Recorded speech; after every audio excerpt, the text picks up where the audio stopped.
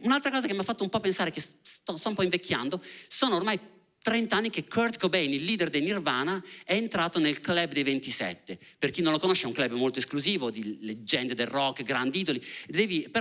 La caratteristica devi morire a 27 anni, non 26, non 28, attenzione 27.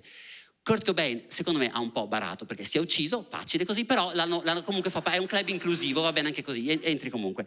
E quando entrò nel club io ci rimasi malissimo, ero giovane, ero tristissimo. Poi, non lo so, crescendo adesso sto pensando, ma forse, cioè, se non l'avesse fatto avrebbe già una 60ina d'anni e insomma dopo 60 anni avrebbe fatto qualche errore a 60 anni, qualche scelta economica sbagliata, magari avrebbe perso soldi, sarebbe stato costretto a fare il giudice a The Voice con la poltrona rossa, ti giri, c'è una suora che canta una cover dei Nirvana, cioè sono cose tristi, insomma morire è brutto ma non è forse la cosa più brutta. E poi per fortuna è morto prima dei social media, non ha mai avuto Twitter, cioè non ha mai dovuto fare, avrebbe magari scritto un tweet, Donald Trump è una rock star, e dice no, anche no, vai nel club dei 27. Però insomma, a proposito di leggende del rock, ecco, mi viene in mente un'altra cosa.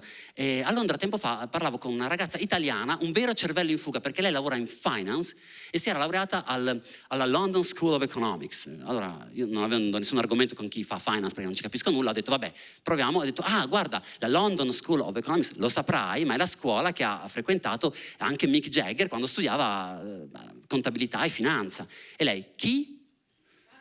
E lì ho capito che c'era una differenza d'età. Ho detto, oh mamma, vabbè, c'è una differenza d'età, un gap generazionale, veniamole incontro, spieghiamogli, guarda, no, Mick Jagger è, come dire, il Damiano dei Rolling Stones, tipo Maneskin. Ho detto, i Maneskin ce li avrà. E infatti li aveva i Maneskin, ha detto, sì no, ma i Maneskin non li seguo molto, io ho gusti più vintage, a me piacciono i grandi classici del rock. Dico, per esempio? Beh, gli 883.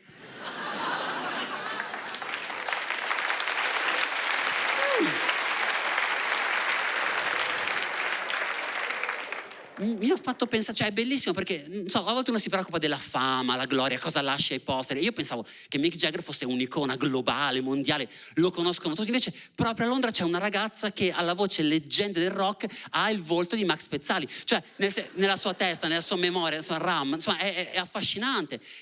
E a questo punto io spero che un giorno i Rolling Stones facciano un tour in Italia, si fermino a un autogrill per un Camogli e in quel momento arrivi Max Pezzali e voglio che ci sia anche lei che corra verso Mick Jagger senza riconoscerlo per dirgli scusa, mi fai una foto mentre abbraccio questa leggenda vivente del rock che è Max Pezzali.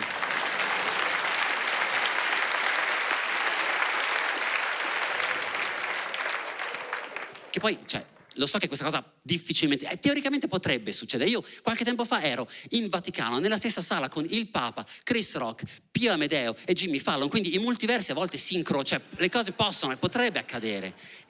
E poi a me questa cosa del fatto che Mick Jagger studiava economia mi piace tantissimo, perché io conosco insomma, tanti avvocati, commercialisti, bravi, di successo, loro hanno fatto i soldi, però da giovani sognavano di essere delle rock star. Loro, lo vedi perché ancora oggi tutti i soldi che hanno li spendono in chitarre, collezioni di chitarre, edizione limitata, con la firma autografa. I più ricchi hanno fatto una tavernetta trasformata in studio di registrazione, dove ogni tanto registrano l'intro di Nothing Else Matters dei Metallica, li dico con gli occhi chiusi, se la sentono tantissimo, cioè è bellissimo. E allora io sono quasi sicuro che quando torna dai suoi tour mondiali, Mick Jagger nella sua mega villa, nel basement, avrà costruito una riproduzione di un CAF, un centro di assistenza fiscale, con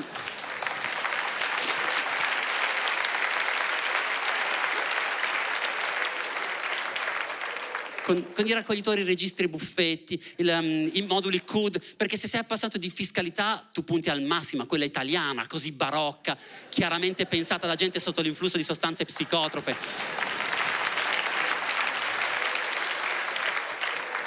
Così, me lo immagino che finalmente libero dall'etichetta di rockstar si mette lì tranquillo, chiude la porta, si rilassa mentre prova a capire il processo della partita IVA con regime forfettario e cerca di fare la sua prima fattura elettronica e quando gli chiedono lo speed dice, lo speed, ma non era una potentissima droga? Questi italiani, ma guarda, grazie.